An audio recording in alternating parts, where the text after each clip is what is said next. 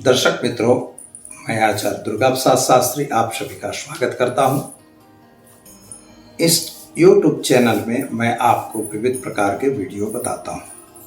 राशिफल विशेष रहता है और आपके सवालों का जवाब उसी वीडियो के तहत दिया जाता है, जो टिप्स के रूप में हम देते हैं। मित्रों, सबसे बड़े गर्व की बात है कि आज महाशिवरात्रि का पर्व है। महाशिवरात्रि क्यों मनाई जाती है, क्या है उसका वैज्ञानिक तथ्य और उसके पीछे का क्या है रहस्य, आज हम इस वीडियो में आपको वही बताने जा रहे हैं। पहले भगवान शिव का हम पूजन करेंगे और भगवान शिव की आराधना करेंगे। सबसे पहले भगवान शिव के मंत्र की स्तुति करते हैं। ओम त्र्यंबकं यजामहे सुगंधिं पुष्टिवर्धनम् अर्वारुकमिव बंधनान् मृत्योर्मुक्षेयमामृतात्। भगवान जो है रुद्र है। नमस्ते रुद्रमन्यौतो ते खवे, नमस्ते बाहुभ्यां ते नमो नमः, नमस्ते जातु शिवतन घोरा पापकासिनी तया नस्तन्वाश चाकभिः। भगवान के चरणों में वंदन कर शुरू करते हैं आज महाशिवरात्रि के पर्व का विशेष महत्व। विशेष महत्व क्या रहता है भगवान शिवरात्रि? इसे शिव की रात्रि कहा जाता है। काल रात्रि, महारात्रि, मोहरात्रिश्च दारुणा। ये मेन 3 रात्रियों का वर्णन हमारे शास्त्रों में मिलता है और उसमें प्रथम जैसे काल रात्रि, महारात्रि और मोहरात्रिश्च दारुणा। एक काल रात्रि होती है, एक महारात्रि होती है और एक मोहरात्रि। भगवान कृष्ण का जब जन्माष्टमी को हुआ वह मोहरात्रि है और जब काली चौदश आती है दीपावली के पूर्व में उसे कालरात्रि कहा जाता है। और इसी तरह से आज जो शिवरात्रि का पर्व आया है, फाल्गुन अमावस्या के पहले चतुर्दशी के दिन, उसे हम महारात्रि कहते हैं। भगवान शिव की यह रात्रि महारात्रि के रूप में जानी जाती है। शिव जो है वो महादेव इसलिए हैं कि देव हो, दानव हो, किन्नर हो, यक्ष हो, गंधर्व हो, मनुष्य हो, पशु पक्षी हो, सभी देवता, सभी गण इनकी आराधना करते हैं। इसे ने भगवान शिव को महादेव कहा जाता है।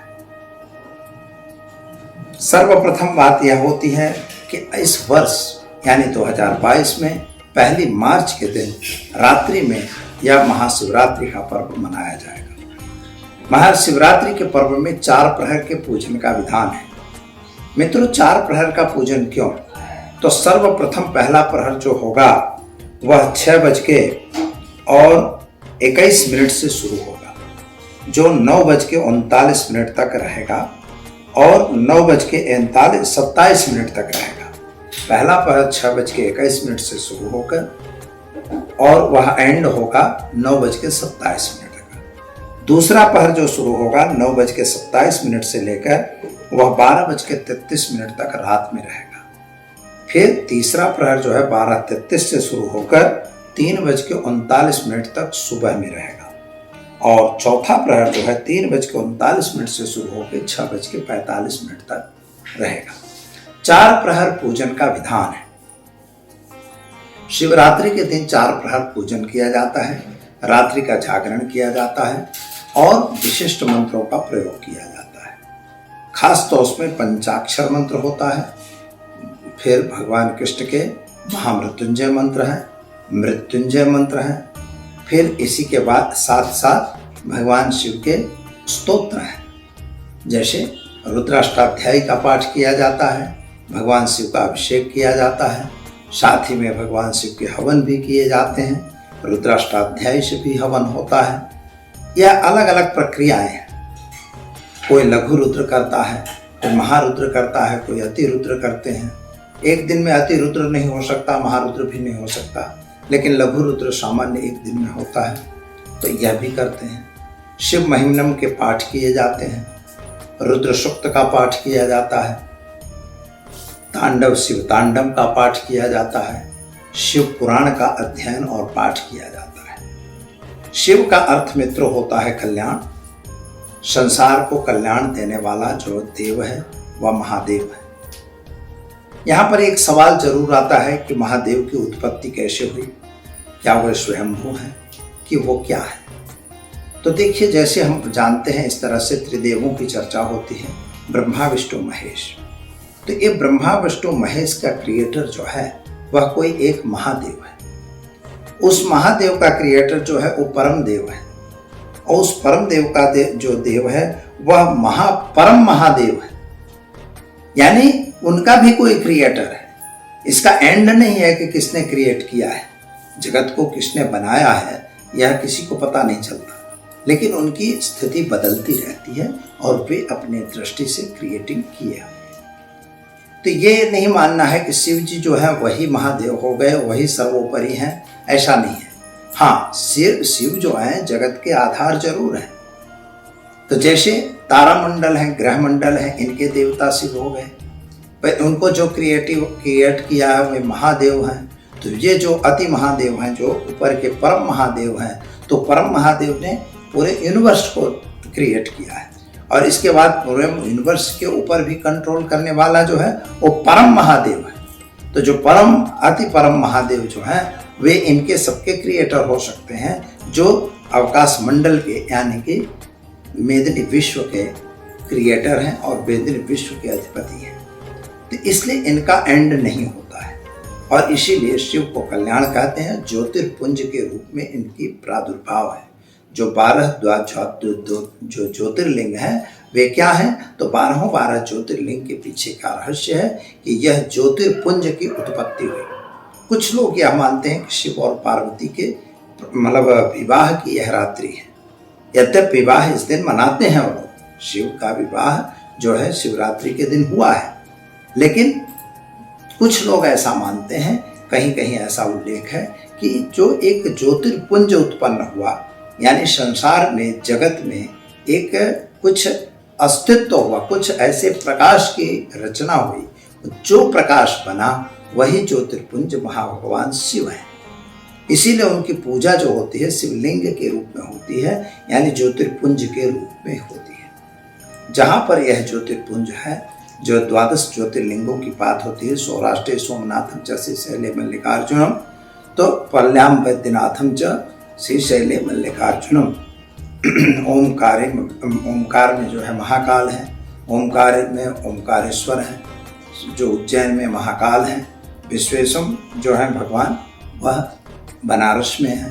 तो इसी तरह से 12 ज्योतिर्लिंगों की बात होती है, और वे 12 ज्योतिर्लिंग जो हैं तो उत्पन्न जो हुए वे ज्योतिर्पुंज है। बस इन्हीं का पूजन 4 प्रहर करना है। धर्म, अर्थ, काम और मोक्ष की प्राप्ति के लिए 4 प्रहर के पूजन का विधान बताया गया है, इसीलिए 4 प्रहर पूजन होता है। फिर भगवान का पखाल होगा, और इसके बाद फिर पूजन होगा, फिर पखाल होगा, फिर पूजन होगा। आरती वगैरह तो सामान्य चीज है, सब जानते हैं। पहले पवित्र होना पड़ता है, सुबह में उठना है। मित्रों, क्या करेंगे तो सुबह में उठ के आप अपने आप को स्वच्छ करिए, संकल्प लीजिए कि आज मैं महाशिवरात्रि का व्रत करूंगा। व्रत निरंतर करना है, पूरी रात करना है, और सुबह 6:45 के बाद यानी 6:46 के बाद व्रत का पारणा हो सकता है, या वहाँ पर व्रत पूर्ण हो जाता है। भगवान शिव का पूजन विशेष करना है, जैसे अबीर, गुलाल, कंकु वगैरह रखना है, चंदन वगैरह, भस्म वगैरह, साथ ही में आप बिल्व पत्र इकट्ठा कर लीजिए, और विद्या कपर्दिना धन कपर्दिनी ऐसा लिखा हुआ है। तो ये सभी चीज़ों का भांग है, धतूरा है, यह सब चीज़ें भगवान शिव को चलती हैं। अब यहाँ एक सवाल ये होता है कि भगवान शिव भांग पीते हैं। कुछ लोग बोलते हैं मैं भी भांग पीऊँगा क्योंकि भगवान शिव का प्रसाद है। दारू वाले पीते रहते हैं, बोले भगवान शिव का प्रसाद है। तो मित्रों, ऐसा नहीं है। भगवान शिव ने जहर खाया था, तो क्या आप भी जहर खाओगे? इसलिए वो जहर है, और भगवान शिव इसलिए ये सब करते थे। इनको लेने के पीछे रहस्य है कि प्रकृति की कोई भी चीज को छोड़ना अच्छा नहीं होता, और भगवान शिव ने जहर खाया था। तो यह सब चीजें जो जहरी हैं उनको खाने से उनके जहर की शांति होती है। आयुर्वेद और अन्य ग्रंथ यानी ये बताते हैं कि विष का मारण विष होता है। इसीलिए जैसे किसी भी की रस्सी बनाई जाती है तो जिस तत्वों के जो उसके जीवाणु होते हैं उन्हीं से बनती है। तो यही चीज यहाँ पर भगवान शिव करते हैं।